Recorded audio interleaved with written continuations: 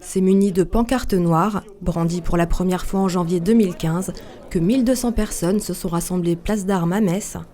Ce dimanche, ces citoyens ne sont pas Charlie, mais enseignants, en hommage à Samuel Paty, professeur d'histoire géo assassiné pour avoir montré des caricatures de Mahomet à ses élèves lors d'un cours sur la liberté d'expression. L'école est attaquée comme sont attaqués tous les piliers de la République et de la démocratie. Voilà, les spectacles, la presse, la culture en général, l'école, c'est d'une logique cynique, incontestable. La démocratie a toujours été en danger, c'est jamais un fait acquis.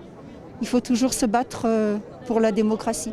Dans la foule meurtrie et silencieuse, des citoyens, des enseignants, mais aussi des membres de la communauté musulmane, venus dénoncer une barbarie incompatible avec l'islam. C'est inhumain et il faut que ça cesse en fait. Il faut que ça cesse tout ça, parce que ça fait mal. Ouais.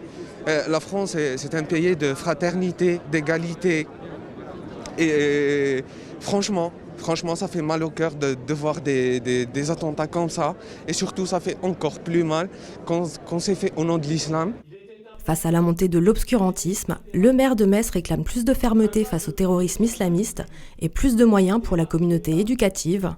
Là, c'est un cran de plus avec un attentat le plus barbare par la décapitation d'un enseignant pour terroriser tous les enseignants et pour s'en prendre à l'école de la République qui est notre acquis essentiel. Tant que l'école de la République tient, nous formons des citoyens qui seront demain des citoyens libres. Malgré l'affliction, les enseignants ne baissent pas les bras. Pour Margot et Alexandre, rendre hommage à Samuel, c'est continuer à enseigner. C'est une atteinte envers la République, envers ce que les enseignants représentent et les valeurs que nous portons et que nous enseignons.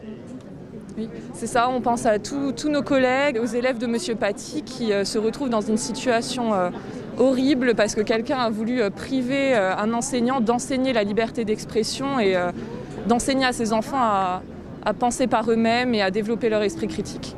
La mort du professeur n'a pas épargné les plus jeunes, attachés à l'école et à ses valeurs. L'école, c'est pour apprendre, donc c'est pas... Ils ont le droit d'apprendre ça, mais on peut s'exprimer, mais pas par la violence. L'école, c'est fait pour s'instruire. Du coup, si on peut pas expliquer les choses, ça sert à quoi d'y aller? Moi, mon professeur d'histoire, il nous l'a expliqué, et on a tout de suite compris, et ça allait pas plus loin. Il faut pas oublier que l'école, c'est laïque aussi, et qu'on n'a pas besoin d'imposer les religions, et que c'est important de savoir ce qui se passe autour de nous. Après une minute de silence, la foule a entonné la Marseillaise, comme pour faire résonner toujours plus fort les valeurs de liberté, d'égalité et de fraternité qui font la France. Une France endeuillée, mais toujours debout.